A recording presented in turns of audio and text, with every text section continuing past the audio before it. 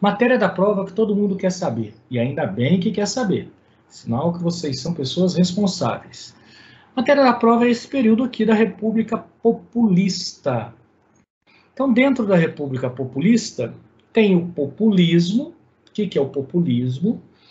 Logo na abertura do capítulo sobre o populismo, tem várias explicações a respeito.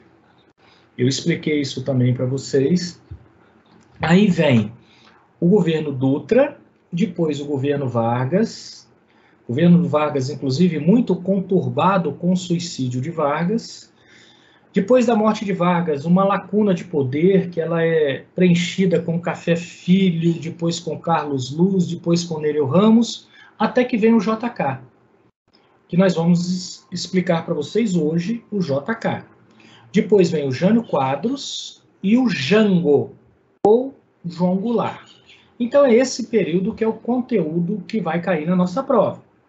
É claro, meus amiguinhos, e é bom a gente ficar atento com relação a isso, que tem coisas que nós já estudamos que elas podem ajudar na hora da prova. São coisas que são conteúdos que não podem ser esquecidos. Portanto, pode ter uma questão ou outra que faça alguma alusão a coisas que vêm lá de trás. Mas, especificamente, o conteúdo é República Populista. Então, olha aqui os presidentes da República Populista. Onde ela começa? Ela começa aqui com Dutra, depois da era Vargas. Aí vem o Vargas, o suicídio de Vargas que vimos na última aula, e um período muito, mas muito conturbado. Tão conturbado que precisamos de 3 presidentes para terminar o mandato de Getúlio Vargas. Assumiu o vice Café Filho, ele não deu conta de terminar, renunciou. Assumiu Carlos Luz, presidente do Congresso, não deu conta de terminar, renunciou. Assumiu o presidente do Supremo Tribunal Federal, esse é quem vai terminar o mandato. Vai presidir as eleições serão ganhas por JK, que será o próximo presidente. Hoje nós vamos entrar aqui em JK. Aí vamos ver JK, Jânio Quadros e o João Goulart. Esses 3 últimos aqui eu vou explicar para vocês hoje. O que nós vimos a respeito de Getúlio Vargas? Algo muito importante. Getúlio Vargas tem uma característica muito marcante, aquela palavrinha mágica de uma característica muito marcante de Getúlio Vargas. Getúlio Vargas, um político nacionalista. O que simboliza muito esse nacionalismo de Getúlio Vargas nesse segundo governo Vargas? Uma empresa. Alguém gostaria de dizer qual que é o nome dessa empresa que simboliza bem esse nacionalismo de Getúlio Vargas? Qual que é essa empresa que simboliza tão bem esse nacionalismo? Aproveitando para fazer revisão, hein? Qual que é o nome dessa empresa? Alguém sabe dizer?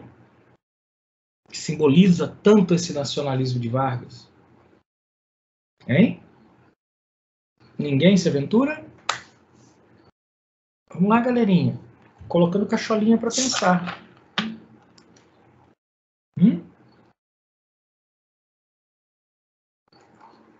Muito bem, Augusto. A Petrobras. Respondeu com uma pergunta, mas pelo menos respondeu. A Petrobras simboliza muito bem esse nacionalismo de Getúlio Vargas. Então, Getúlio Vargas é aquele presidente nacionalista que acredita em investimentos para o crescimento do Brasil com capitais nacionais, capitais públicos e privados. Alguém parece que levantou a mão aí, eu vi uma mãozinha levantada. Alguém gostaria de perguntar alguma coisa ou foi um acidente só? Acho que foi só sem querer que alguém levantou uma mãozinha aí. Então vamos voltar aqui. Aí veio toda aquela crise política, Vargas sofreu uma oposição política muito grande de um grupo político aglutinado em torno de um partido chamado UDN, União Democrática Nacional. Essa UDN tinha disputado as eleições com Vargas e tinha perdido. O candidato que tinha perdido as eleições, o brigadeiro Eduardo Gomes. E o grande opositor que fazia muitas críticas a Getúlio Vargas, o jornalista e também político Carlos Lacerda. Aí vimos aquele atentado contra a vida de Carlos Lacerda, que vitimou, inclusive, o Major Rubem Vaz, o Major da Aeronáutica. Isso acabou deflagrando toda aquela crise do governo Vargas, que acabou culminando com o suicídio de Vargas. O Vargas, vendo que ele seria até mesmo preso, pelo menos ele imaginou dessa forma, não vendo alternativa para isso, ele tomou uma medida extrema. E percebam, uma morte, meus amiguinhos, uma morte que não seja natural, ela assusta muito. Então vocês imaginem uma pessoa que, sabe-se lá qual motivo, de repentemente alguém fala, ó, fulano morreu, você assusta. Uma morte assusta. Uma morte não natural de um presidente assusta mais ainda. Uma morte não natural de um presidente que atentou contra a própria vida, vocês imaginem a comoção nacional que foi. O Vargas, um político populista, a morte dele, da forma que foi, a carta testamento, que no fundo, ele está dizendo ali para todo mundo, olha, foram oposições políticas que me impediram de continuar lutando contra o povo. Por conta disso, eu saio da vida para entrar na história. Então, isso causou uma comoção popular muito grande e uma agitação também muito grande, ao ponto de o vice não aguentar ficar no cargo e renunciar. A ponto do quem substituiu o vice, o presidente do Congresso, também não aguentar. E quem acabou terminando o mandato de Getúlio Vargas foi o presidente do Supremo Tribunal Federal na época, o Nereu Ramos. Então vocês percebam que nós tivemos uma crise política muito grande nesse período, que vai ser acalmada com JK. Juscelino Kubitschek vai ser o presidente que vai conseguir dar uma acalmada nessa situação toda. É o que eu vou começar a falar para vocês a partir de agora. Mas antes, aquela perguntinha que eu sempre faço. Alguma dúvida até aí, meus amiguinhos? Estamos falando de matéria que vai cair na prova. Eu ainda não fiz a prova, mas muito provavelmente a nossa prova terá mais questões de Getúlio Vargas. É apenas uma previsão, hein? Não estou afirmando nada. Getúlio Vargas é um presidente muito importante. É provável que tenhamos mais questões de Getúlio Vargas. Alguma dúvida até aí? Tranquilo? Hein? Não estou ouvindo vocês.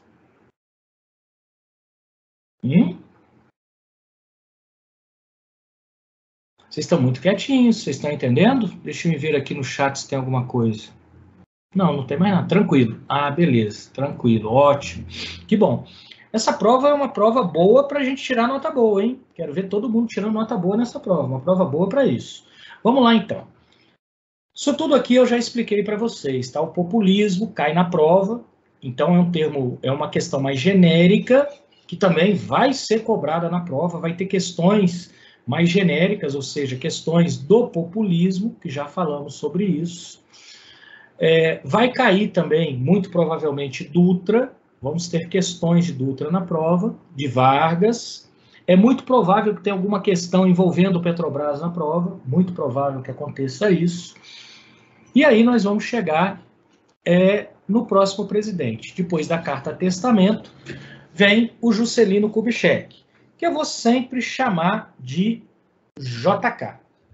Juscelino Kubitschek. Quando a gente lembrar de JK, prestem bem atenção em mim aqui. Vamos lembrar obrigatoriamente de dois pilares. Duas coisas muito importantes que JK fez.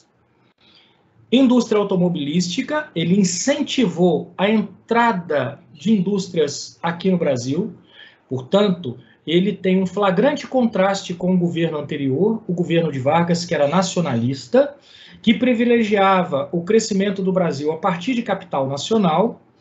JK é diferente, ele vai acreditar no investimento de capitais de fora, portanto, uma visão diferente, notadamente na indústria automobilística. Esse é um pilar de JK. E o outro pilar de JK, a construção de Brasília.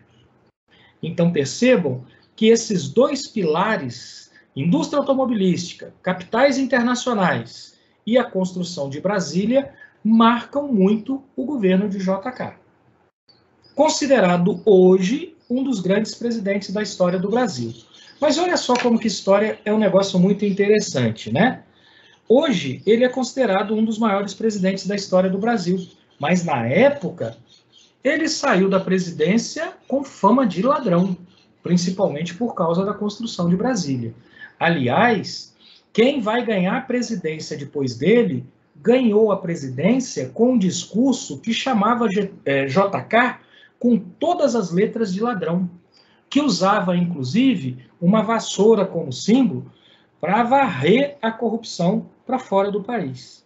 Então, olha como que a história é um negócio interessante. Na época, visto por muitos como ladrão, hoje, se vocês fizerem uma pesquisa aí de boca a boca, perguntando para pessoas que vocês conhecem, nossa, quem foi um grande presidente da história do Brasil? Fala o nome de 3. Muito provavelmente, o nome de JK vai aparecer entre esses 3. Então, isso significa uma coisa muito importante de nós percebermos, hein? Quando nós estamos vivendo aquele momento, nós somos muito, entre aspas, contaminados por aquilo que está acontecendo ali. Somos contaminados pelas nossas preferências políticas. Somos contaminados, entenda esses contaminados entre aspas, mais uma vez, somos contaminados pelos nossos amores, pelos nossos desamores, pelas nossas preferências, pelas nossas rejeições. E aí, muitas vezes, nós vamos fazer uma análise muito voltada para as nossas preferências. E também para aquilo que a gente não gosta. Já a história, quando ela olha um fato já mais distante dele, 30, 40, 50 anos depois, aí tem uma análise mais concreta, uma análise que tende a deixar um pouco de lado essas preferências que cada um de nós tem.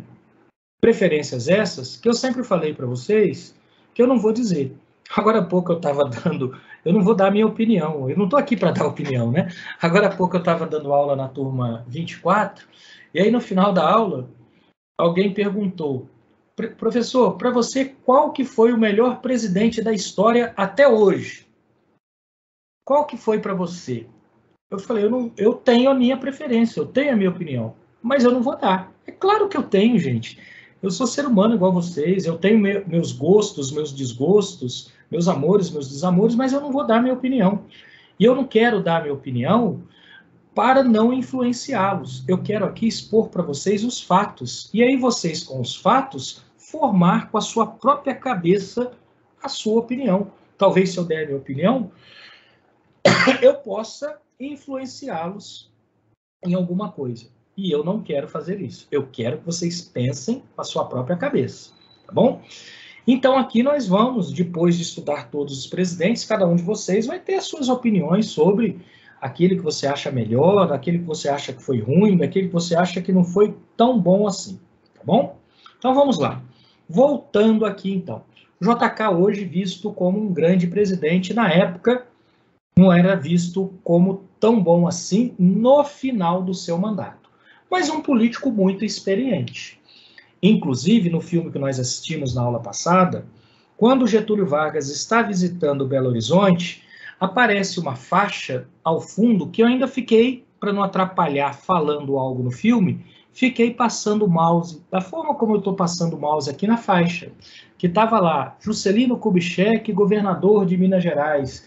Eu não sei se alguém conseguiu atentar a isso, eu passando o mouse, ou mesmo sem eu passar o mouse, ver essa faixa nessa cena do filme. JK já era um político experiente, mineiro, ou seja, mineiro tem aí uma marca de ser político habilidoso, astuto. JK assume a presidência e consegue dar uma acalmada naquela situação. Que situação? A situação que ele herdou, a morte de Getúlio Vargas e uma crise política muito aguda. Ele consegue dar uma acalmada em tudo isso. E aí JK vai tratar de colocar em prática aquilo que ele acredita que o Brasil deve trilhar, aquele caminho que o Brasil deve trilhar para chegar ao desenvolvimento. Então, ele vai privilegiar aquilo que eu falei para vocês, que são os capitais internacionais. Página 37 da apostila. Quem está com a apostila, acompanhe, por favor, a leitura. Juscelino Kubitschek, também conhecido como JK, eu vou sempre falar JK, até porque é muito mais fácil falar JK do que Juscelino Kubitschek. Então, eu sempre vou falar JK a partir de agora. Inaugurou seu governo com grandes projetos, a maioria deles relacionada à industrialização. Ao afirmar que realizaria 50 anos de progresso em 5 de governo. 50 anos em 5. O lema do governo JK. Ou seja, no único mandato, lembrando que o mandato presidencial nessa época era de 5 anos, olha só que plano ousado. No único mandato, o Brasil dá um salto de 50 anos. Um salto na sua modernização, um salto no seu parque industrial, um salto produtivo. Então, o JK tem um plano ousado. Para isso, ele vai privilegiar o capital internacional. JK mexeu com as expectativas da sociedade brasileira. Percebam que essa questão das expectativas é algo muito importante. Quando tem uma expectativa positiva, até a economia melhora. Quando tem uma expectativa negativa, até a economia piora. Vou dar um exemplo dessa semana. 7 de setembro, nós vimos que o nosso presidente fez algumas declarações. As declarações não soaram bem, pelo menos no mercado financeiro. A bolsa caiu. A bolsa de valores caiu. Aí, ontem, o presidente fez uma retratação, uma explicação a respeito das suas declarações. A bolsa fechou em alta. A bolsa de valores fechou em alta. Percebam a expectativa? Ora, um discurso que não soa bem, cria uma expectativa ruim, as ações caem. Uma justificativa que soa bem, o mercado da bolsa de valores fecha em alta. Ou seja, até a economia vive de expectativas também. Uma expectativa positiva cria uma energia positiva, uma aura positiva. Nessa época, o Brasil vivia um momento positivo. Aliás, a América Latina, ela começava a se industrializar. Então, começavam a chegar nas casas coisas assim inimagináveis, como eletrodomésticos. Por exemplo, ferro de passar roupa. Antigamente não tinha ferro de passar roupa elétrico. O ferro de passar roupa, ele era a brasa. Então você tinha que esquentar lá uma brasa, abrir um ferro pesado pra caramba, colocar aquela brasa lá dentro para poder passar roupa. Isso deixava a roupa com cheiro de fumaça, dava muito mais trabalho, inclusive, porque esse ferro era muito pesado, do que o ferro elétrico que surgiu depois. Então percebam que existe uma expectativa de modernização, uma expectativa muito positiva. JK, ele vai dinamizar ainda mais tudo isso daí, através da indústria automobilística e da indústria de eletrodomésticos. Para tanto, buscou atrair, para conseguir tudo isso, ele buscou atrair tecnologia e capitais estrangeiros para o Brasil, eliminando barreiras protecionistas criadas no governo Vargas e oferecendo vantagens para multinacionais que desejassem se instalar no país. Reserva de mercado para seus produtos, facilidades na remessa de lucros para o exterior, baixa tributação, baixos impostos na importação de maquinário industrial, entre outras. A entrada de capitais europeus e japoneses impediu que os Estados Unidos assumissem a plena hegemonia dos investimentos brasileiros. Olha só a ideia de JK como que é uma ideia interessante, hein? Olha como que é uma ideia interessante. Ao invés de privilegiar somente os americanos, ele também dá oportunidade para outros segmentos industrializados, outras regiões industrializadas investir aqui no Brasil, Japão e Europa. Qual que é a vantagem disso na visão de JK? Não ficar na mão de um só. Imagina, por exemplo, se os Estados Unidos, somente eles, tivessem investimentos aqui. E sabe-se lá por quê, eles resolvessem parar com esse investimento. Isso causaria um impacto muito grande na economia. Quando você diversifica os seus parceiros, você corre menos risco. Pois se um parceiro, eventualmente, sabe-se lá qual o motivo, não quiser mais investir, outros tantos você ainda tem onde se agarrar. Então, o JK tem uma visão diferenciada. O Dutra, por exemplo, que veio antes dele, é o primeiro desse período populista, ele, no primeiro momento do governo dele, é bom que se diga que ele privilegiou mais do que devia. Depois que o Brasil degringolou economicamente, que ele deu uma cortada, mas no início ele abriu completamente, principalmente para o capital americano. Aqui não. Aqui ele está abrindo, mas não só para os Estados Unidos. Ficou claro isso, meus amiguinhos? Essa sacada que o JK tem? De não ficar na mão de um só? Sim. Beleza, né? Muito bem, então. Vamos lá. Voltando aqui. Aí na apostila de vocês, na página 37, tem um exemplo da indústria automobilística. Um carro, na época chamado de DKV, eu estou vendo que é DKW, tá? Mas na época chamavam de DKV aqui no Brasil, apesar do DKW. Acho que ou não enxergavam direito o W, ou queriam já fazer uma alusão à marca VMAG. Então esse DKW, eu cheguei a conhecer esse carrinho, viu? Cheguei a conhecer. Já quando ele nem era fabricado mais no Brasil, tinha um amigo meu de infância que o pai dele tinha um carrinho desse. Eu achava um carrinho muito legal, muito bonitinho. E o carro, meus amiguinhos, ele acabou virando o automóvel um sonho de consumo. Até mesmo por causa das propagandas. Aliás, estamos estudando propagandas, inclusive em sociologia. Estamos falando da era da imagem. Então, o automóvel virou um sonho de consumo. A gente começa a trabalhar, talvez vocês já tenham esse sonho. Nossa, se Deus quiser, na hora que eu estiver trabalhando, tiver com meu dinheirinho, eu vou comprar um carrinho. Né? Eu, quando tinha a idade de vocês, fazendo ET, eu falava, nossa, na hora que eu terminar a ET, eu vou trabalhar, vou ganhar bem e vou comprar um carrinho. Comecei a trabalhar, adivinha o que eu comprei? Adivinha. Quando eu ganhei um dinheirinho, adivinha o que eu comprei? Adivinha. Uma moto. Uma moto. Pior que foi mesmo. Como é que você sabe que foi uma moto, hein? Será que vocês acham que eu gosto de moto? E foi, viu? Foi uma moto. Depois que eu fui comprar um carrinho. Mas o primeiro sonho que eu tive foi um carro. Mas acabei comprando uma moto. Daí gostava de moto. Gosto até hoje, acabei comprando uma moto. Mas acabou virando um sonho de consumo. E detalhe, hein? Isso movimenta muito a economia. Meus amiguinhos, quantos itens, quantos componentes vai num carro? São dezenas, centenas, até mesmo milhares de componentes diferentes ali num carro, hein? Num carro. Aqui em Santa Rita, por exemplo, tem indústria que fornece retrovisores para a indústria automobilística. Tem uma fábrica aqui em Santa Rita, Metagal, indo para Pouso Alegre, ali no Distrito Industrial, do lado esquerdo, em frente, onde é a cooperativa, tem a Metagal. Fornece retrovisores para automóveis, emprega ali pelo menos 100 pessoas. Tem fábrica aqui em Santa Rita que fabrica escapamento para reposição. Escapamento deu defeito? Os caras têm lá peças para reposição.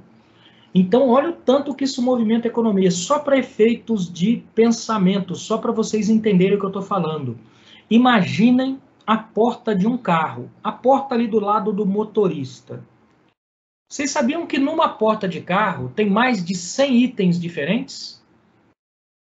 Olha quanta coisa diferente que tem numa porta. Tem a dobradiça, tem o parafuso da dobradiça, tem os parafusos da dobradiça, tem toda a parte interna, tem todo o maquinário do vidro que faz o vidro subir, o vidro descer, tem o próprio vidro, tem ali vários parafusos ali dentro, tem o forro, olha a borracha, olha quantos componentes que tem numa porta de carro.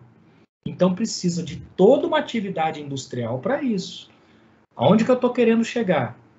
A indústria automobilística, ela mobiliza muito a economia. Precisa de muita gente trabalhando, muitas indústrias produzindo, para que você possa produzir automóveis. Portanto, é algo que vai movimentar muito a economia. Daí, JK ter uma opção pela indústria automobilística. JK de bobo não tem nada, ele sabe que isso movimenta muito a economia. Portanto, ele acaba privilegiando muito a indústria automobilística, mas também a indústria de eletrodomésticos. Automóvel DKW, VMAG, de maio de 1958. Os incentivos à indústria automobilística e as propagandas transformaram os automóveis em sonho de consumo dos brasileiros. Isso até hoje. Aqui uma propaganda que vem aí na apostila de vocês, do DKV, ou DKW. Plano de metas. JK, ele planeja as coisas. Então, não é aquela coisa, nós vamos crescer e seja o que Deus quiser, vamos crescer e pronto. Não. Ele acreditava, é uma visão dele, que para crescer, para ter esse desenvolvimento industrial, para ter esses 50 anos em 5, precisava investir em alguns setores estratégicos, como, por exemplo, energia, transporte, indústria de base, alimentação e educação. Eu vou pegar o primeiro item aqui só a título de exemplo. Energia. Às vezes a gente não se dá conta. Tudo que vocês estão vendo, que passou pelo processo produtivo, tudo precisou de energia elétrica para ser produzido. Tudo. Não tem o que vocês estão vendo que passou pelo processo industrial que não tenha precisado de energia elétrica. Então, o país, ele tem que ter um fornecimento de energia para tal. Se o país quer crescer, tem que aumentar o fornecimento, tem que aumentar a geração de energia, porque senão não vai dar conta da demanda que vai surgir. O Brasil de hoje, apenas uma pergunta. Será que ele tem fornecimento de energia para atender uma demanda de crescimento? É apenas uma pergunta. Vocês viram, devem ter notado, se não notaram, perguntem para os seus pais, que a luz, a energia elétrica, ela teve uma alta muito grande nesses últimos dias, nesses últimos meses. Alguém chegou a notar isso? Por que a energia elétrica cresceu tanto? Para tentar dar uma freada no consumo. Porque a geração de energia, ela está ficando aquém das necessidades do país. Existe, inclusive, e eu venho falando isso já faz uns 6 meses, não me lembro se eu falei nessa turma, que existe um risco de falta de energia no país, até mesmo de apagão. Eu não tenho bola de cristal, e eu não tenho os dados concretos, eu não tenho isso em mãos, para dizer se vai acontecer ou não vai acontecer. Mas eu estou observando as coisas. Eu estou notando que o Brasil está com uma demanda energética no momento atual. A culpa é do governo atual? A culpa é do governo anterior? Esse que é o problema do Brasil. Um dos. Nós precisamos no Brasil não de uma política de governo, mas de uma política de Estado. Precisamos imaginar o seguinte, temos que chegar num determinado lugar. Para chegar nesse determinado lugar, não é o único governo que vai conseguir chegar lá, não é o único presidente. Então tem que ser uma política de Estado, ou seja, vários presidentes caminhando para a gente chegar no mesmo lugar. Mas aqui a gente tem política de governo. Hoje vai para um lado, daí vem outro governo, vai para outro, daí vem outro, vai para outro, daqui vem outro, vem no mesmo lugar que estava há 3, 4 governos atrás. E aí, para isso, tem que o Estado se mobilizar, e não apenas as políticas de um determinado governo. Então, a culpa, meus amiguinhos, não é do governo A, B ou C. A culpa é de um país que não conseguiu até hoje fazer uma política de Estado. E esse negócio também de querer ficar arrumando culpado, a gente esquece de que tem que arrumar a solução, né? Que é o mais importante, é arrumar a solução e não ficar apontando os culpados. A questão do transporte, algo muito importante, inclusive. Algo muito importante que a indústria automobilística influenciou, inclusive, como as coisas são feitas aqui no Brasil no setor de transportes. Tem hora que a gente pega e fala assim, o Brasil é um absurdo não ter ferrovia. Né? Tem gente que fala até que é uma falta de inteligência não ter privilegiado ferrovias, principalmente em um país como o nosso. Ora, mas a indústria automobilística, para ela interessa o quê? Rodovias ou ferrovias? Pergunta retórica. É óbvio que o que interessa para a indústria automobilística são as rodovias. Os vários governos brasileiros vão ser pressionados durante muito tempo para construir rodovias. em detrimento da construção de ferrovias. É um interesse econômico que tem por trás disso daí. Então, o Brasil, ele vai acabar privilegiando no setor de transportes as rodovias. Aqui aparece um outro item muito importante, levantado por JK, que é a educação. Meus amiguinhos, tem hora que a gente faz a seguinte pergunta quando nós estávamos estudando Segunda Guerra, eu me lembro que alguns perguntaram, nossa, mas como que a Alemanha conseguiu, depois da Primeira Guerra, em tão pouco tempo, já ter um potencial para disputar a Segunda Guerra? Nossa, como que a Alemanha, depois de destruída na Segunda Guerra, ela conseguiu já nos anos 80, anos 90, ser uma economia que é uma das maiores do planeta? Como que a Alemanha conseguiu isso? Entre outros fatores, capital intelectual. Daí a importância de investimentos na educação, com a consciência de que investimento na educação é investimento a médio e longo prazo. Às vezes, você vai demorar 1, 2 gerações para colher os frutos disso, mas precisamos de um capital intelectual para modernizar um país.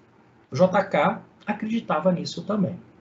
Muito bem, então, vai ter um estímulo à produção de bens de consumo com a expansão da indústria de bens duráveis, tais como do setor automobilístico, que é o que eu dou mais ênfase, porque é o mais marcante de JK, e também o de eletrodomésticos, que eu já falei sobre isso. E aí o outro item muito importante de JK, construção e inauguração de Brasília, a nova capital do Brasil que contou com a força do trabalho dos candangos. Candangos, aqueles trabalhadores braçais, muito da região norte e nordeste do Brasil, que foram para Brasília para servir de mão de obra. Foram os candangos, a mão de obra, que conseguiu o sonho de JK em curto prazo, que foi a construção de Brasília. E detalhe, hein? Brasília também ajudou a movimentar a economia, pois gerou muito emprego. A construção civil gera muito emprego, é um dos setores que mais rapidamente consegue gerar empregos, inclusive.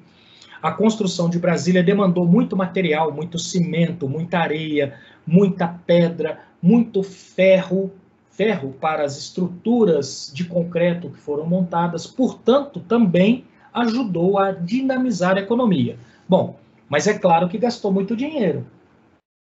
Então, o que o governo JK também fez foi extrapolar os gastos. Durante o governo de JK, chegou a ter um desequilíbrio econômico, gastando mais do que arrecadava, o que vai dar problema para frente. Governos que virão em seguida terão que resolver essa questão. O Brasil vai tornar-se um país endividado, gastando mais do que arrecadava por conta também da construção de Brasília. Isso dá para a gente entender por que JK, na época, apesar de todo esse crescimento, de toda essa euforia, apesar de tudo isso, ele não foi visto como um bom presidente. E mais, a construção de Brasília também foi alvo de muitas denúncias de corrupção, que nunca chegou à figura de JK. Nunca ninguém conseguiu ver nada de concreto de JK como um corrupto. Ora, mas se tem corrupção na construção, adivinha sobre quem que cai a responsabilidade? Vai cair sobre o presidente. Então, JK acaba saindo com fama de ladrão naquela época. Inclusive, na campanha, aquilo que eu falei para vocês. Quem vai ganhar vai chamá-lo de ladrão com todas as letras. Ah, então quer dizer que ele é ladrão porque estão chamando ele de ladrão? Nunca foi comprovado isso. Em nenhum momento achou nada de concreto que ligasse JK à corrupção. Foi criada também a Superintendência para o Desenvolvimento do Nordeste, a SUDENE, que vai promover o crescimento do Brasil. Até aí, meus amiguinhos, tranquilo? Alguma dúvida? Beleza? Tranquilo. Muito bem. Mais alguém? Alguma dúvida? Gostariam de perguntar alguma coisa? Ninguém? JK cai na prova, hein? Tem pelo menos uma questão de JK, hein? Eu acho, não tenho certeza. Como eu disse, eu não fiz a prova ainda. Vou começar a fazer hoje, provavelmente. Provavelmente. Muito bem. Vamos lá, então. Resultado de tudo isso, dessa política desenvolvimentista. Aumento da dívida externa do país, da inflação. O país se endividou. Nas cidades, aumento do custo de vida. As coisas começam a ficar mais caras. O salário começa a perder o poder de compra. As populações viam com euforia esses tempos de consumo, associados à modernidade, e adotavam novos hábitos. Então, são coisas que estão acontecendo ao mesmo tempo. Aumento do custo de vida, mas também um aumento da euforia da população. Modernidade, conforme falei para vocês, eletrodomésticos, automóveis. Na área rural, trabalhadores sofreram o impacto da industrialização. A mecanização, cada vez mais máquinas agrícolas indo para o campo, vai provocar desemprego e redução de salários. Ou seja, a inversão da balança do Brasil. O Brasil com o JK, ele torna-se mais urbano e menos rural. É nessa época que essa balança vira. O Brasil até JK sempre foi, desde 1500, mais rural e menos urbano. Com o JK, em função de tudo que vem acontecendo ao longo de toda a história, especialmente aqui com um estímulo muito grande à industrialização, uma atividade tipicamente urbana, a balança vira. O Brasil torna-se um país mais urbano e menos rural, como é até hoje. Hoje somos aí aproximadamente 80% da população urbana e 20% da população rural, em números aproximados. Fundação de Ligas Camponesas em 1955 para defender os interesses dos trabalhadores do campo. Isso aqui parece algo solto, mas não é. O que vai acontecer? Vão começar a surgir propostas que são propostas que incomodam por demais a elite brasileira. Propostas de reforma agrária. O que é uma reforma agrária? Essas propostas, elas vêm de longe, não surgem aqui não, mas aqui elas vão se acentuar. Isso vai acabar dando pano para manga no governo de João Goulart, que eu vou falar sobre esse governo ainda hoje. Vai acabar dando pano para manga e vai acabar sendo um ingrediente importante para derrubar João Goulart do poder.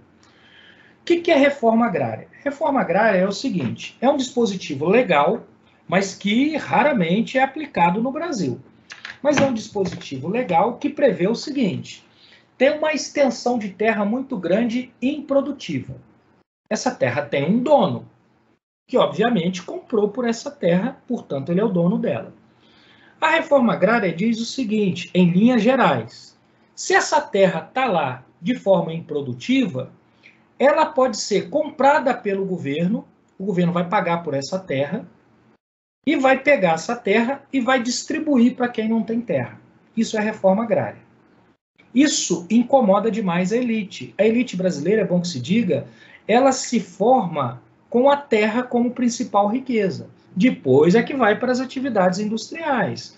Mas desde sempre, até a industrialização do Brasil, é formada essa elite em torno da terra. Aliás, até hoje, a produção agropecuária brasileira é uma produção que tem um impacto muito grande na nossa balança comercial.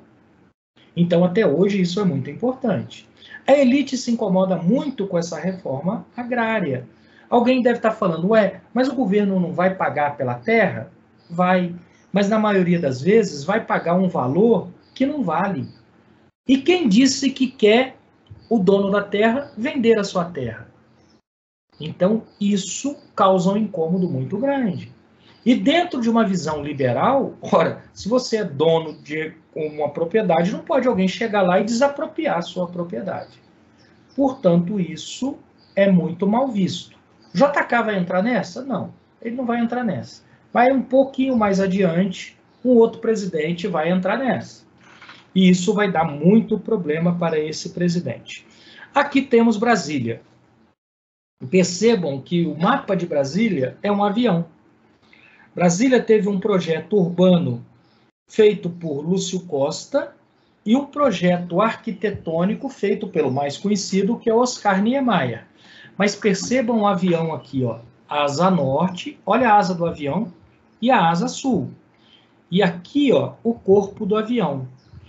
Aqui o bico do avião, a cabine do avião, onde está a Praça dos Três Poderes. Poder Executivo, Legislativo e Judiciário, que é quem dirige esse avião, que é quem pilota esse avião, fica aqui na Praça dos Três Poderes. Aqui tem o Palácio do Governo, o Palácio do Executivo, que é o Palácio do Planalto, tem o Congresso Nacional, que é onde está o Poder Legislativo, e tem o Supremo Tribunal Federal, que é onde está o Poder Executivo.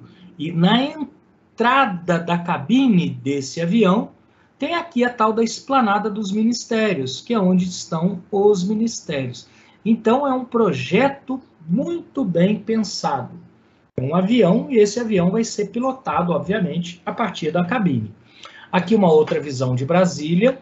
Percebam que nessa visão, nós temos aqui, ó, as asas do avião, o corpo do avião e aqui a cabine, ó, onde está a Praça dos Três Poderes. Então, temos o Congresso Nacional, olha aqui, ó, o Senado, a Câmara dos Deputados, melhor dizendo, o Senado, o Palácio do Planalto, onde está a sede do Executivo, o Supremo Tribunal Federal, e inclusive aparece aqui, ó, a residência oficial do presidente, que é o Palácio do Alvorada. Então, o presidente mora aqui, ele não é obrigado a morar, não, tá? O Collor, por exemplo, não morou aqui. O Collor morou numa casa da família Collor, a casa da Dinda. O presidente mora aqui, ele, quando vai para o Palácio do Planalto, ele sai daqui e vai até o Palácio do Planalto e vai lá fazer o seu trabalho de presidente. E é uma casa, né? É uma casa mesmo, muito bem localizada. Ela fica aqui, ó, às margens de um lago. Inclusive o presidente, o atual presidente, há um ano e pouco atrás, até saiu aí na mídia, ele saiu aqui da casa dele, foi dar uma volta de barco aqui, andou de jet ski. O Collor, aliás, ele gostava muito de andar nesse lago, né? De vez em quando pegar um jet ski, andar por aqui. Então está muito bem localizada essa casa do presidente. E Brasília, o que nós chamamos de plano piloto, é isso daqui que vocês estão vendo. Aqui, meus amiguinhos, o projeto arquitetônico, que é o projeto de Oscar Niemeyer. Percebam que Oscar Niemeyer, ele conseguiu dar leveza a algo muito pesado. O concreto é algo muito pesado. Quem já pegou uma lata de concreto sabe bem o que eu estou dizendo. É pesado pra caramba. Mas o concreto em Brasília, ele deu um ar de leveza, que acabou imortalizando o nome de Oscar Niemeyer. Se alguém de vocês aí for fazer arquitetura, eu tenho certeza absoluta que qualquer que seja a faculdade que você for fazer aqui no Brasil, você vai estudar Oscar Niemeyer. Aliás, até no mundo, muitas faculdades de arquitetura estudam Oscar Niemeyer. Brasília é, inclusive, patrimônio mundial. É considerado um patrimônio mundial, de tão bem construída que é Brasília. E aqui a gente vê o nosso sistema bicameral representado na arquitetura de Brasília. Aqui o Senado, essa cúpula assim, e aqui a Câmara dos Deputados. Eu visitei Brasília, meus amiguinhos, uma única vez, em 1986, junto com meus pais. E aí meu pai, que é militar, foi visitar o irmão dele, meu tio, que também é militar do Exército também, servia lá em Brasília. Fomos lá visitar Brasília. E aí eu fiz uma visita aqui e não tive dúvida, né?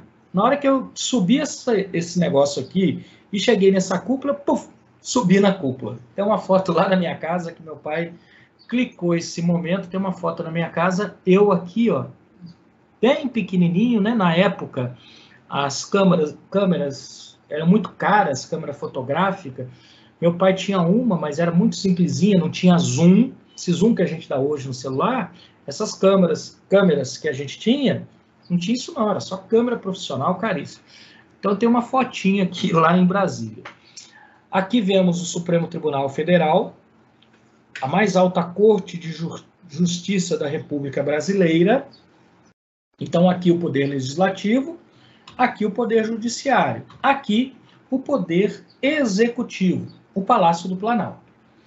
É aqui a sede do Poder Executivo. Aqui que o presidente da República tem como seu local de trabalho. Percebam a arquitetura de Brasília mais uma vez. Muitas vezes lago em volta, refletindo as construções. A coluna, meus amiguinhos, a coluna, ela parece tocar de leve no chão. Quando a gente olha isso aqui de longe, o palácio, ele tem uma impressão de estar suspenso. Olha o ar de leveza que o negócio vai dando. A laje, ela é tão grande que olhando ela parece que é fina, mas ela não é tão fina assim. Então percebam aquilo que eu falei anteriormente. O Oscar Niemeyer consegue dar um ar de leveza em algo muito pesado. Olha aqui o Palácio do Planalto numa outra vista, de dia. Isso tudo aqui, galerinha, mármore. Então é uma construção de fato muito bonita, um lago em volta, né? É um negócio bonito mesmo. Aqui, a residência oficial, o Palácio da Alvorada. É aqui que o presidente mora. O atual presidente mora aqui. É a residência oficial dele. Aqui uma outra vista do Palácio da Alvorada. Uma vista mais afastada do palácio. Então percebam que é uma residência muito bonita. Tem aqui no fundo uma bela área, uma piscina, o lago, e aqui a garagem. É daqui que o presidente sai de carro, ó, pega esse acesso, e aqui que ele para. As pessoas que ficam naquele cercadinho, ficam ali, que o presidente para, e às vezes ele dá umas entrevistas ali. Conversa com populares, fala as coisas que ele costuma falar por ali. As pessoas que estão ali, elas estão olhando o palácio aqui de frente, ó. Quando eu fui em Brasília em 1986, tinha inclusive algumas emas que ficavam andando aqui, ó, no Jardim do Palácio. Então, uma visão muito bonita, tá? Essa visão daqui. Tem aqui um heliporto, como vocês podem ver. Ou seja, Brasília é algo muito bem construído. Ficou caro? Nossa, se ficou. Ficou caríssimo. Que, inclusive, serviu na época de desgaste para Juscelino Kubitschek. Dúvidas até aqui, meus amiguinhos? Tranquilo? Tranquilo. Muito bem. Beleza, então. Vem o próximo presidente, Jânio Quadros. Jânio Quadros, um presidente muito polêmico. Muito polêmico. Jânio Quadros vai acabar renunciando com 7 meses e meio de mandato. 7 meses e meio, ele vai renunciar. Por que que ele renunciou? Vou dizer para vocês. Não sei. Não sei. Eu não. A historiografia não sabe. Ela não afirma por que que ele renunciou. Nós vamos fazer algumas interpretações dessa renúncia. Muito provavelmente, essas interpretações, elas vão chegar ao motivo bem certo do que ele renunciou. Mas por que que a gente não pode afirmar? Porque ele morreu sem dizer. Ele não falou por que que ele renunciou.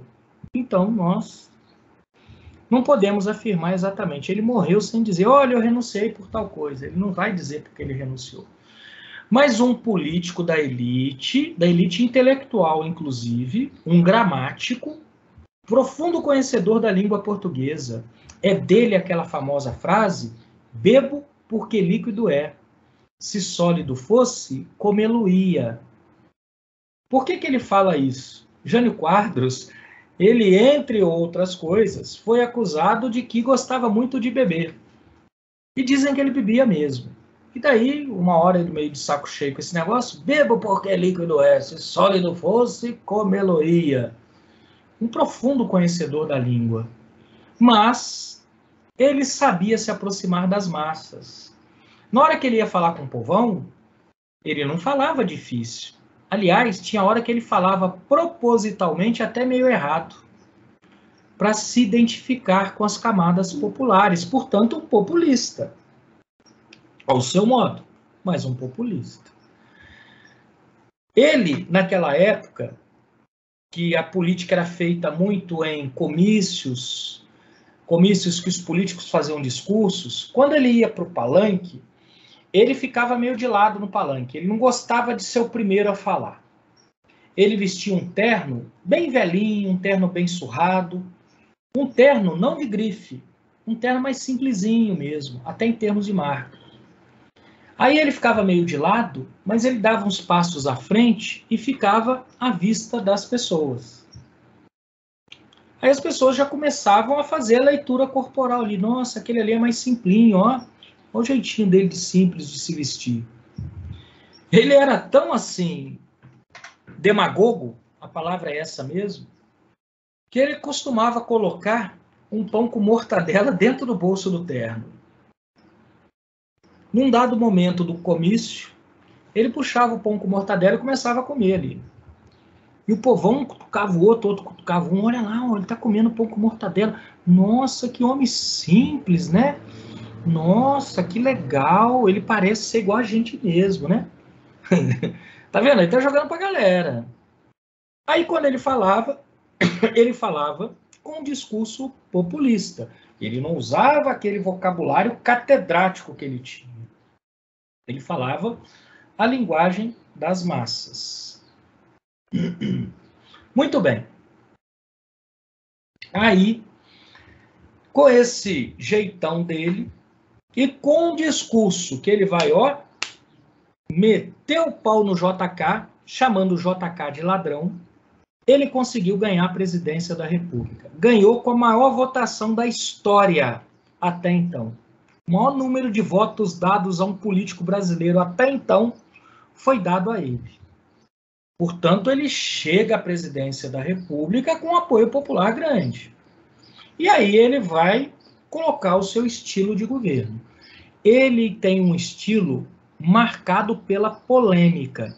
Ele sempre fez política polemizando. Aí ele chega na presidência, ele vai continuar polemizando. Ora, se ele cria polêmica a vida inteira e isso politicamente foi bom para ele, ele vai criar polêmica.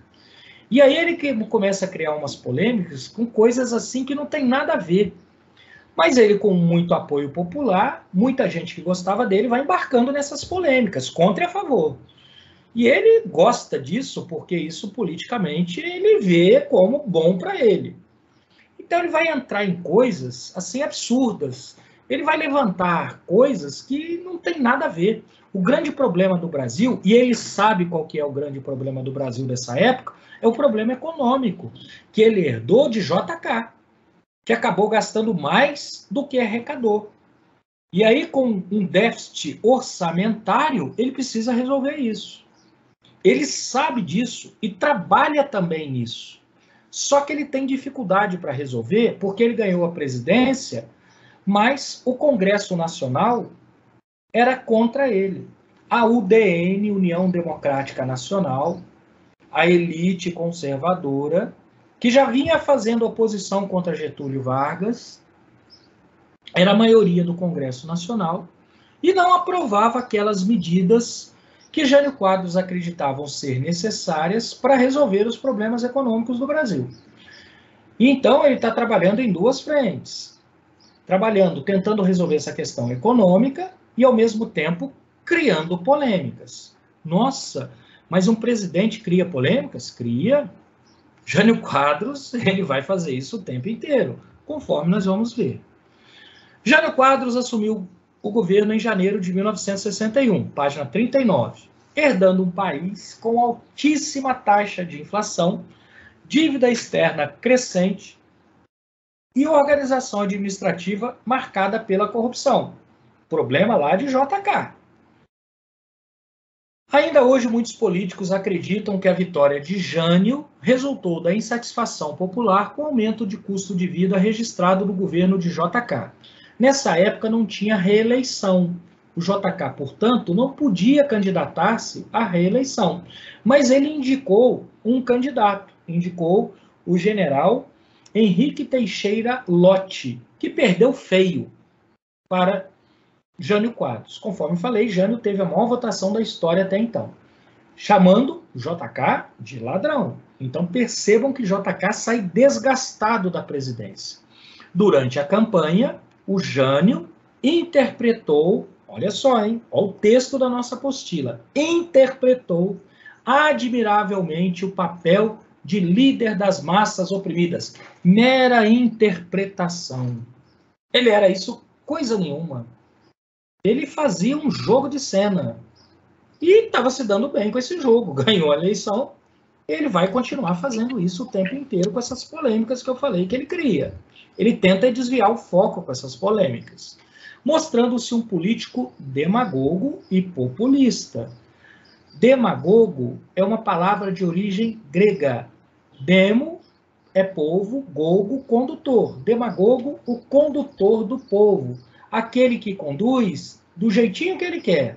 Então, demagogo tem até um box aí na apostila de vocês. É aquele indivíduo que age de forma interesseira e ambiciosa, ao mesmo tempo que simula, é mera simulação, virtude ou comprometimento com os interesses populares. Coisa nenhuma. Ele, um homem da elite, um homem rico, um homem catedrático, mas que ele faz as simulações e cria essas polêmicas como forma vista por ele de se aproximar da população e, ao mesmo tempo, também desviar o foco. Tem um grande problema aí, que é o problema econômico.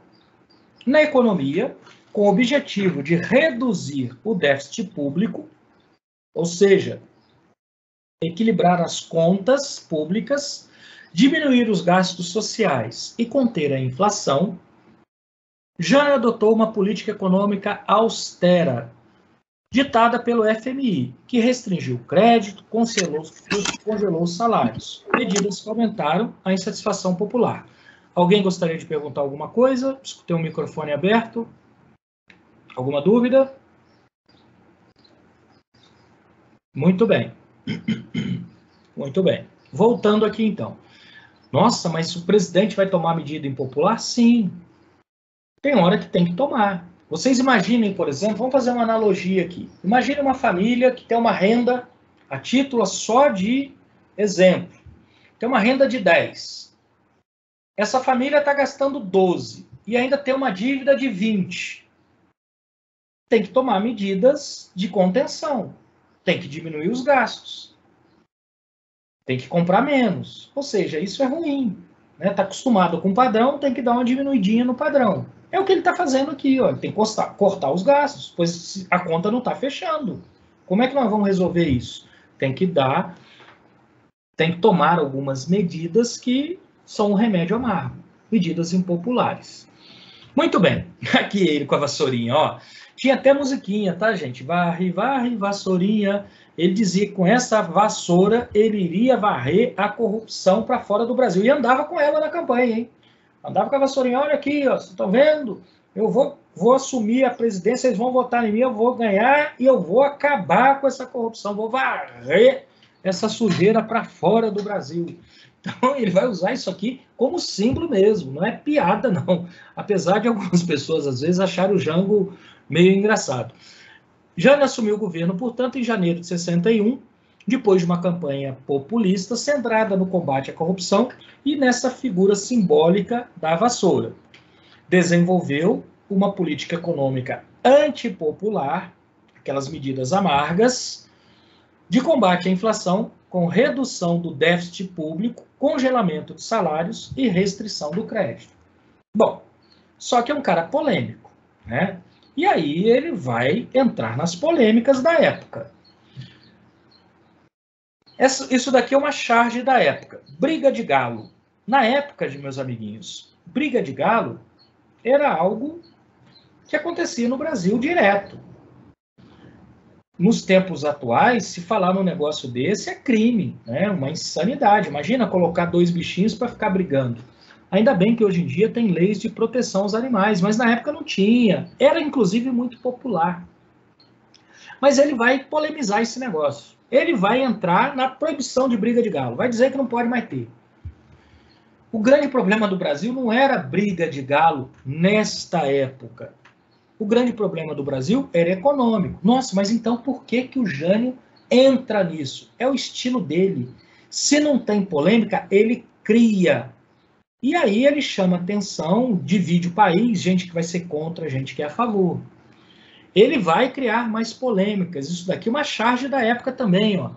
Crítica a ele, circo, ó, tá dizendo que ele está criando um circo. Ele vai proibir biquíni. O que é da alçada do presidente proibir biquíni. Olha como que a charge está tirando onda. Vamos tomar medidas muito importantes para o nosso país.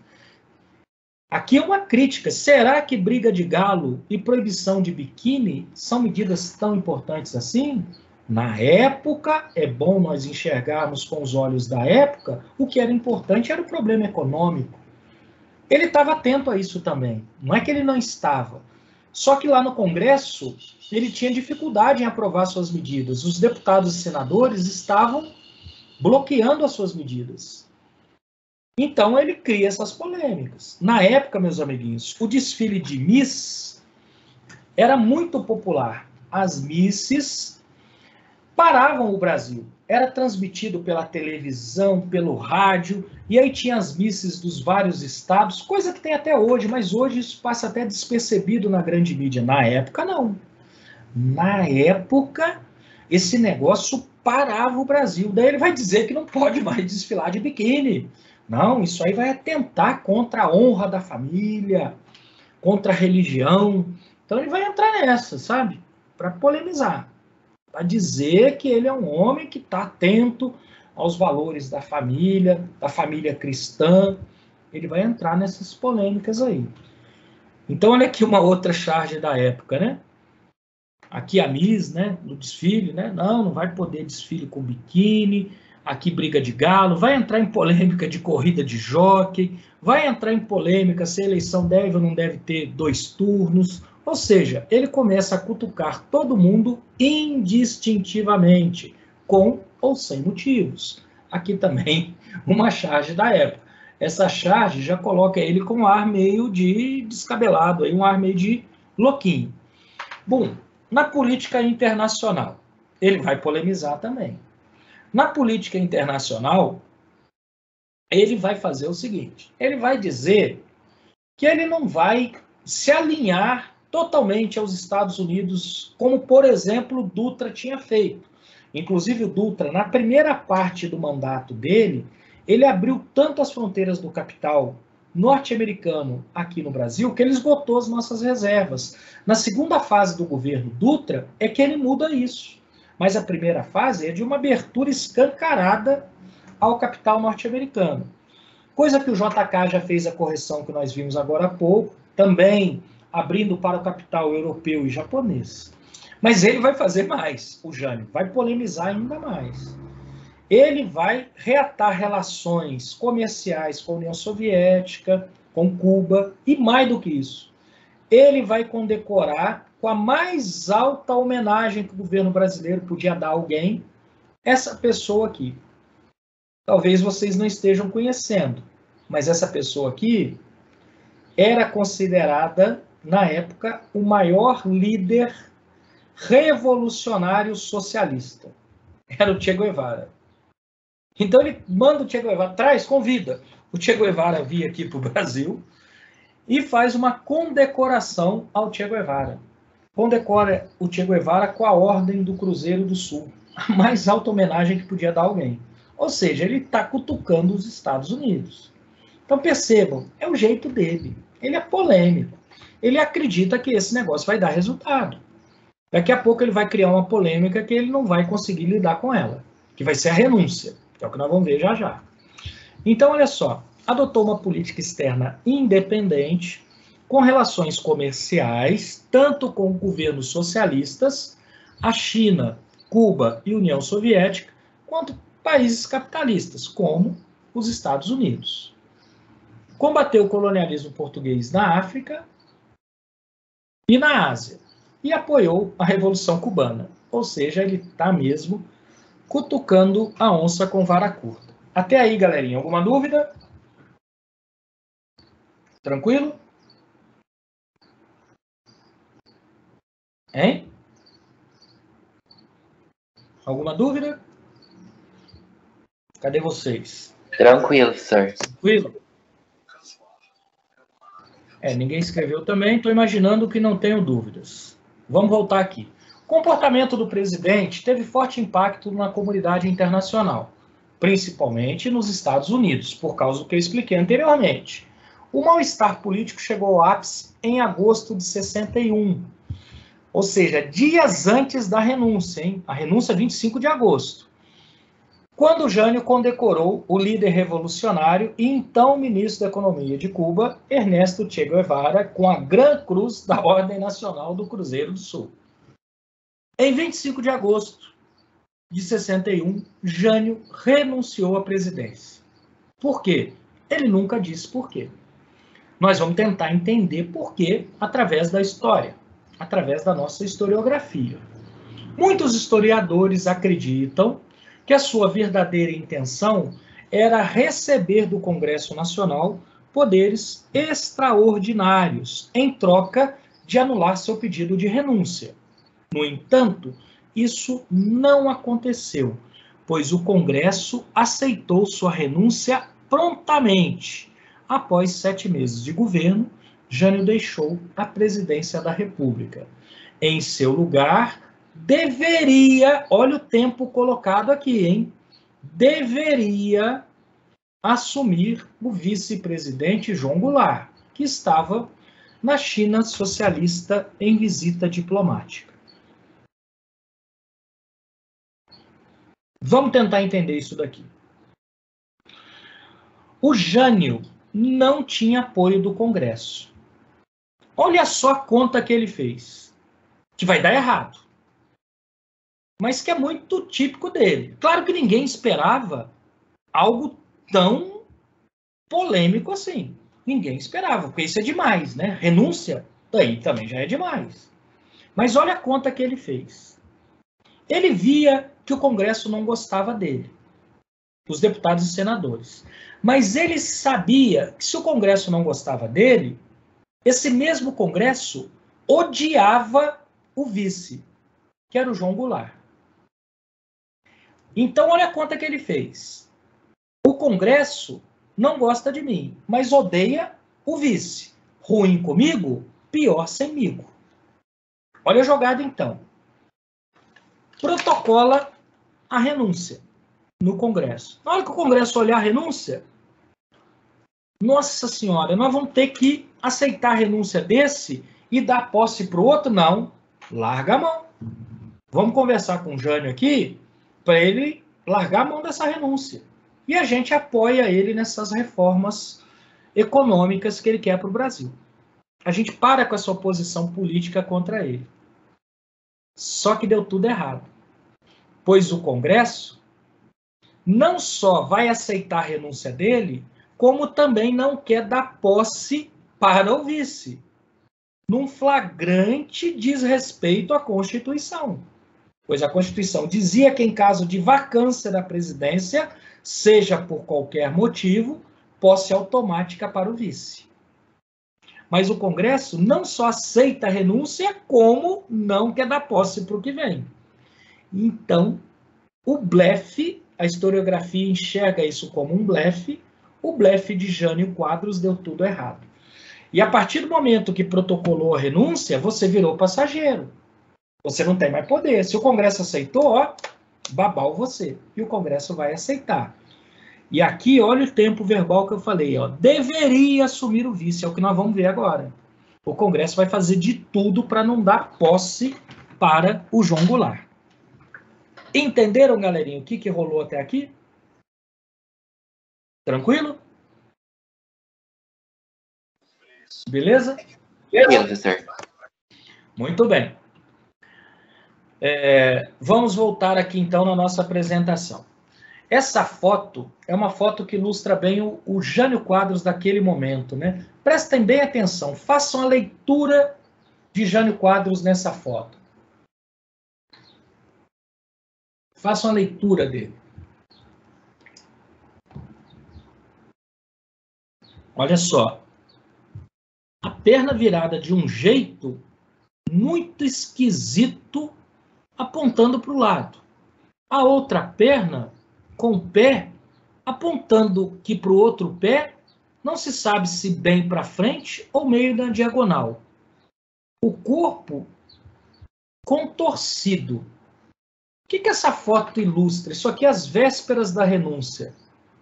Parece que ele não sabe para onde ele vai, né? Mais perdido que azeitona na boca de banguelo. Para onde que esse homem vai? Então, essa foto aqui tirada ao acaso, um repórter que estava cobrindo o presidente, aliás, vários repórteres sempre estão cobrindo o que o presidente faz, clicou nesse exato momento e pega isso daqui, né? Que mostra bem o momento vivido por Jânio Quadros, né? Para onde que esse homem vai? Ele foi para a renúncia, acabou renunciando. Muito depois, lá no final dos anos 80, início dos anos 90, ele disputou a prefeitura de São Paulo, ganhou, tornou-se prefeito de São Paulo. Já bem idoso, tá? Bem velhinho, já tornou-se prefeito de São Paulo. Criticado por suas polêmicas e pela política ambígua no contexto da Guerra Fria, Jânio Quadros, então, renunciou à presidência em agosto de 1965. E, claro, isso tomou conta das manchetes. Aonde que estava o vice? O vice estava lá do outro lado do mundo, estava lá na China, o que endossa, inclusive, a renúncia de Jânio ter sido planejada por ele, pois o vice até voltar demorava naquela época mais de 24 horas. Não é rápido até hoje voltar da China para cá não, viu? Demora. Mesmo a viagem com os aviões de hoje demora pra caramba, na época demorava mais. Então o Jânio Quadros, opa, eu renuncio aqui, o outro lado do mundo, o Congresso vai pedir para eu voltar. Pediu nada, tchau, vai embora. E aí vai vir um João Goulart. Mas a posse do João Goulart foi dificultada pelo Congresso. O Congresso não queria dar posse para ele, ao arrepio da Constituição. Tem que dar posse, mas o Congresso não quer dar. Como assim não quer dar? Não quer dar. O Congresso vai querer dizer que não vai dar posse, que vai ter outra eleição, que entre eles lá eles vão escolher alguém para governar, entre os próprios deputados e senadores. É claro que vai ter reação. O Jânio Quadros já estava fora disso tudo aí. O João Goulart, chamado de Jango, ele chega no Brasil pelo Rio Grande do Sul. Ele não desembarcou nem no Rio, nem em Brasília. Por que o Rio Grande do Sul? Porque ele tinha apoio político no Rio Grande do Sul, especialmente do governador do Rio Grande do Sul, Leonel Brizola, que era inclusive cunhado dele e um grande orador, falava muito bem. Eu me lembro bem do Leonel Brizola, porque o Leonel Brizola foi candidato a presidente quando eu já votava para presidente em 1989. Então eu lembro bem dos discursos de Brizola e realmente um grande orador, falava muito bem. Se você prestasse um pouquinho atenção nele, era perigoso você ser convencido por ele. Um político com uma oratória muito boa. Aí o Brizola, contra o que o Congresso estava fazendo, ou seja, contra a não posse de João Goulart, o Leonel Brizola começa a denunciar nas rádios lá do Rio Grande do Sul, e nessa época rádio esparramava muito pelo Brasil, o sinal de AM, a modulação AM que vocês conhecem porque estudam eletrônica, esparramava muito pelo Brasil naquela época com menos poluição eletromagnética. Então esparramava em várias partes do Brasil, a população que ouvia muito rádio naquela época ouvindo o que o Brizola estava falando. Aí chegaram no meio termo. Nem deram posse para ele como presidente e nem pediram a posse dele como presidente. Como assim? Criaram um sistema parlamentarista provisório. Num sistema parlamentarista republicano, o presidente é um poder que não tem o efetivo poder de administrar o país. Quem tem o efetivo poder de administrar o país num sistema parlamentarista é o primeiro-ministro. Então, de maneira provisória, foi criado um parlamentarismo. Jango, empossado como presidente, Jango, o João Goulart, empossado como presidente, dentro de um sistema que ele não vai mandar. Quem vai mandar é o primeiro-ministro, que foi escolhido pelo Congresso Nacional entre os deputados e senadores. Então, basicamente, é essa charge aqui, ó.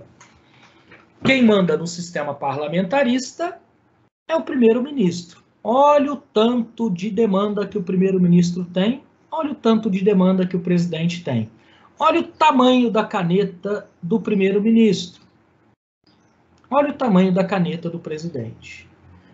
Foi um meio termo para ele poder tomar posse. E provisório esse meio termo. Em 1963, ficou acordado que ia ter um plebiscito, ou seja, uma consulta popular, para definir se ia continuar como parlamentarismo ou se iria voltar o presidencialismo. Se voltasse o presidencialismo, aí sim, o João Goulart, o Jango, teria os poderes plenos de presidente. Ganhou, nesse plebiscito, o presidencialismo. É quando ele vai tomar posse efetivamente dos poderes. Então, o que vai acontecer? Com a renúncia, ele que estava em viagem à China, a Câmara já tratou de nomear um presidente provisório. Aí Leonel Brizola, governador do Rio Grande do Sul e cunhado de Jango, encabeçou essa campanha legalista, porque estão querendo fazer aqui é ilegal, ilegal de acordo com a Constituição que estava em vigor. O Congresso Nacional, então, estabeleceu esse regime parlamentarista que eu já expliquei para vocês. Em setembro de 61, o Jango, o João Goulart, assumiu o governo sob forte pressão dos setores conservadores. Então, meus amiguinhos, percebam o seguinte, a elite não gosta dele. Politicamente, ele vai ter que pular de um lado, ou do lado da elite, ou do lado do povão. Não tendo opção, ele vai pular do lado do povão. Medidas populares são ditas, prestem bem atenção no que eu estou falando, medidas populares são ditas de esquerda. Nesse contexto, muito mais. Então, Jango, ele vai ser visto como um político de esquerda, chamado até de comunista. Só que comunista coisa nenhuma, um homem riquíssimo, um homem fazendeiro, dono de fazendas, estâncias, lá no Rio Grande do Sul, casado com uma mulher também rica. Então ele não tem nada de comunista, ele explora a terra de maneira capitalista. Que comunista é esse que explora a terra de maneira capitalista? Não tem nada de comunismo nele. Mas no jogo político daquela época, vão chamá-lo de comunista. E aí ele fica nessa, né? Qual cavalinho desse aqui, ó, charge da época, qual cavalinho desse ele vai pular? A própria charge já dá a dica. Para que lado que ele está olhando? Para o cavalinho da direita ou da esquerda? Já dá para ver em que cavalinho que ele vai pular, né? Ele vai pular no da esquerda. Nessa época, medida popular, medida de apoio que busca atingir os interesses do povão, são tidas como medidas de esquerda. Então, ele acaba pulando para grupos de esquerda. Com apoio de esquerda e grupos nacionalistas, Jango lançou reformas de base, conjunto de iniciativas que incluíam as reformas bancária, fiscal, urbana, administrativa, agrária, isso daqui arrepia a elite, e universitária. Também previa maior intervenção do Estado na economia, ou seja, ele está retomando um pouco aquele nacionalismo do Getúlio Vargas. Impasse entre forças conservadoras contrárias a essas reformas e setores progressistas favoráveis a ela. Olha uma charge da época, um trator que está passando em cima da elite. Dá para ver que a elite pela roupa, pela cartola e pelo cifrãozinho aqui. E dá para ver que essa reforma está chamando atenção para a reforma agrária porque é meio que um trator que está passando um rolo compressor em cima dessa elite. Ou seja, a tensão política está aumentando, a corda está esticando. Essas propostas de reforma agrária aguçaram muito esses ânimos. E o Jango vai aguçar ainda mais. 13 de março de 1964, ele faz um comício na Central do Brasil, centro do Rio de Janeiro. Nesse comício, ele reafirma essas reformas, defende essas reformas, assina, inclusive, no palanque, alguns decretos. Ah, não dá outra. Reação conservadora. A elite também consegue mobilizar as pessoas. Então, as pessoas, uma semana depois, em São Paulo, vão às ruas.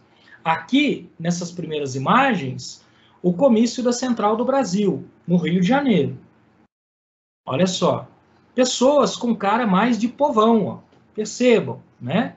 Mais de povão, com chamados contra a elite, abaixo latifúndios, a favor da legalidade do Partido Comunista. Aqui um cartaz com a imagem do Fidel Castro, mas o outro lado da moeda, Marcha da Família com Deus e pela Liberdade. Percebam que aqui já é uma reação mais elitizada. Dá para ver isso pelas pessoas. E também tem um pano de fundo que tem um apelo religioso. Marcha da família com Deus pela liberdade. Olha só essas pessoas que estão na frente com um terço aqui, ó.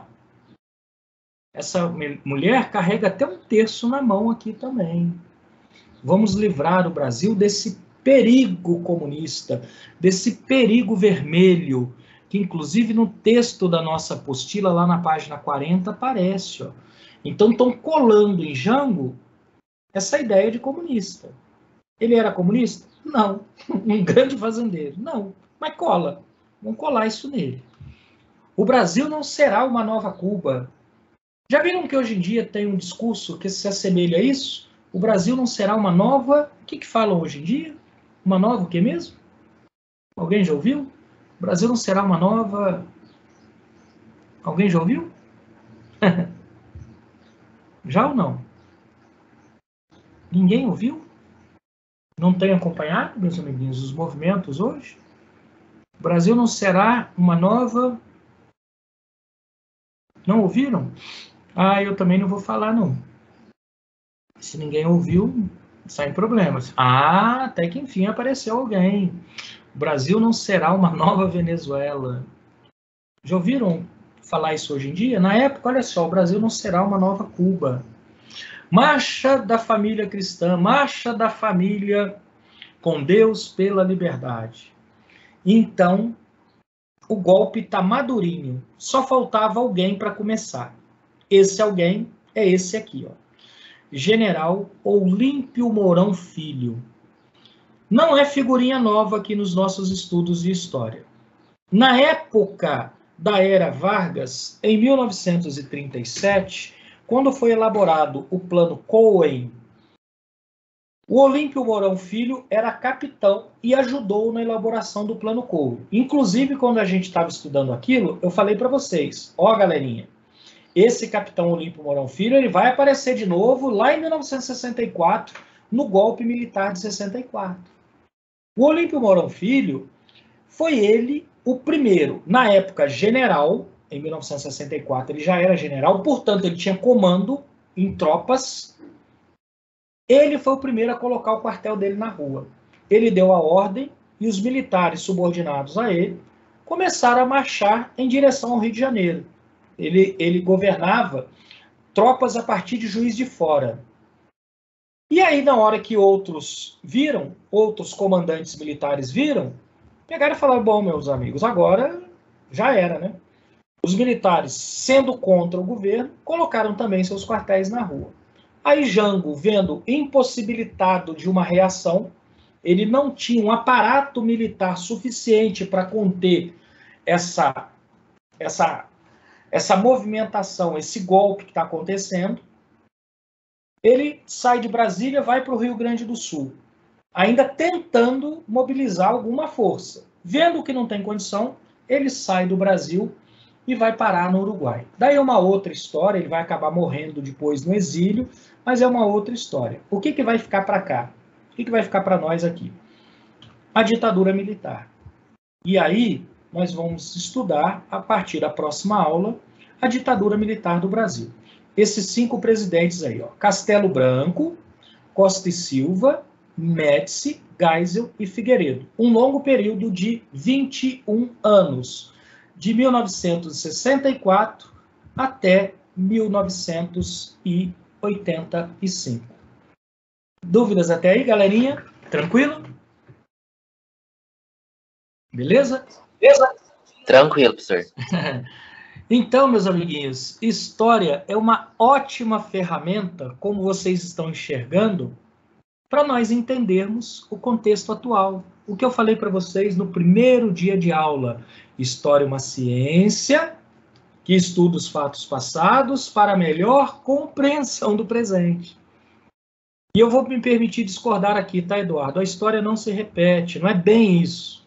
Tá? Não é bem se repete. E não se repete mesmo porque é um outro tempo, outros personagens, outras justificativas para estar acontecendo o que está acontecendo nos vários tempos distintos. Então, não é bem que ela se repete, tá? Vou me permitir discordar aqui. E é incrível mesmo como o tempo passa e muitos discursos se repetem. É incrível mesmo, Maria Luísa. E é muito interessante. Quando eu falo interessante, eu não estou dizendo nem que eu gosto, nem que eu desgosto. Eu só digo que eu me interesso. E me interesso mesmo. Acho muito interessante. Alguma dúvida? Beleza, então. Vamos encerrando por aqui, meus amiguinhos. Espero que vocês tenham entendido, espero que tenham gostado da aula de hoje. Um grande abraço a todos. Abraço papai e mamãe se estiver aí por perto também, tá? Fiquem com Deus. Até semana que vem. E boa prova, né? Vocês fazem prova na quarta, se eu não me engano, né? Boa prova. Qualquer dúvida, perguntem aí no Teams, tá? Que a gente atende vocês sim, tá bom? Valeu. Tchau.